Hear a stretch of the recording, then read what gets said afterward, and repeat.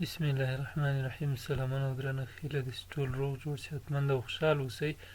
د تېرو درسونو په دوام باندې نن موږ تاسو له خیره سره د پښتو ژبې او ادبیاتو په برخه کې د حالت په لحاظ د نوم ګردان لولو.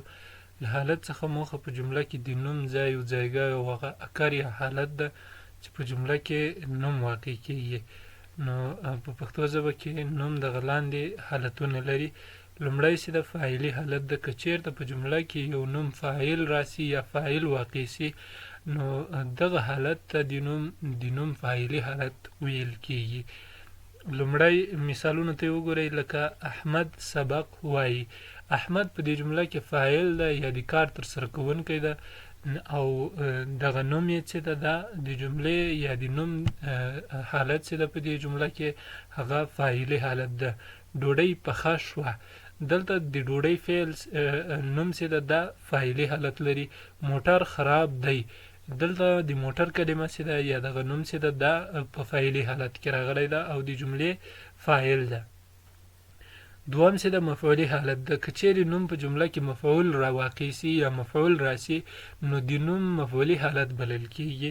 لکه زرمینې ډوډۍ پخه کړه، فاعل زرمینه سوه، ډوډۍ څه ده مفعولي حالت د نوم ده، ډوډۍ په خپله نوم ده او د جملې مفعول واقع سوی ده. نو د نوم کله چې نوم په جمله کې مفعول راسي، نو د نوم دغه حالت ته مفعولي حالت وایي. ما موټر واخیسته، دلته موټر مفعول نوم ده او مفعولي حالت ته یې غوره کړی ده. بل احمد سبق وایي، دلته سبق څه ده، نوم ده او مفعول ده او د نوم مفعولي حالت یې ګڼو. بل اضافي حالت ده، د نوم اضافي حالت. که چیرته په جمله کې نوم د پښتو ژبې له اضافت توري یعنی دال سره زما، ستا، زموږ، ستاسې له دغو ملکي ضمیرونو سره راسي، نو د نوم دغه حالت ته چې له دغو ضمیرونو او دغه د اضافت توري سره راغلی ده، د نوم دغه حالت ته موږ اضافي حالت وایو. لکه ستاسې موټر راغی، دلته ستاسې موټر چې ده، دلته نوم ته دغه ستاسې ضمیر ملکي یا اضافي حالت ورکړی ده. زما موټر، دلته زما موټر، دلته موټر له زما ضمیر سره مفعولي حالت لري. د افغانستان پلازمینه کابل دی، د افغانستان ده د نوم اضافي حالت ده. زموږ کور، دا د نوم اضافي حالت ده، په کابل کې دی.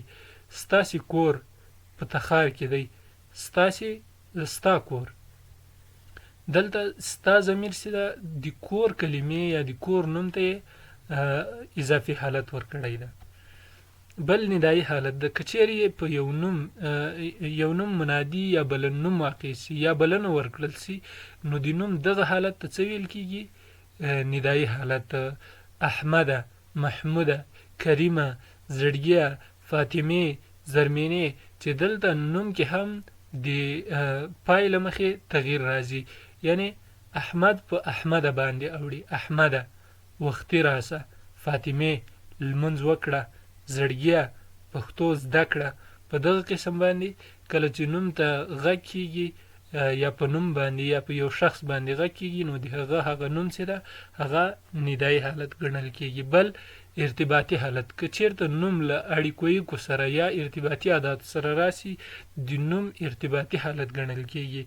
له کور څخه راغلم، له او څخه دلته چې دي اړیکو کې دي یا ارتباطي عادات دي چې له کور نوم نه، یعنی دا کور کلمه چې ده دا نوم ده له دې نه وړاندې وروسته راغلی دي، نو دغه نوم ته یې ارتباطي حالت ورکړی.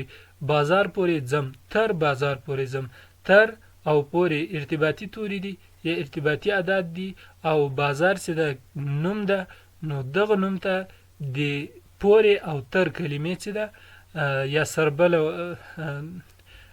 سربلونه او ورستربل چې دي دو ارتباطي حالت ورکړی. بل پر میز باندې، دغه پر او باندې چې دي دا ارتباطي عادات دي او د میز کلمې ته ارتباطي حالت ورکړی. په پښتو ژبه کې څیز نوم یا اسم شی، ستاین نوم یا اسم صفت، شمیر نوم یا اسم عدد او نومځري یا ضمیرونه دا د نومونو په ډله کې راځي او د نوم څلورګونې ډلې تشکیلوي.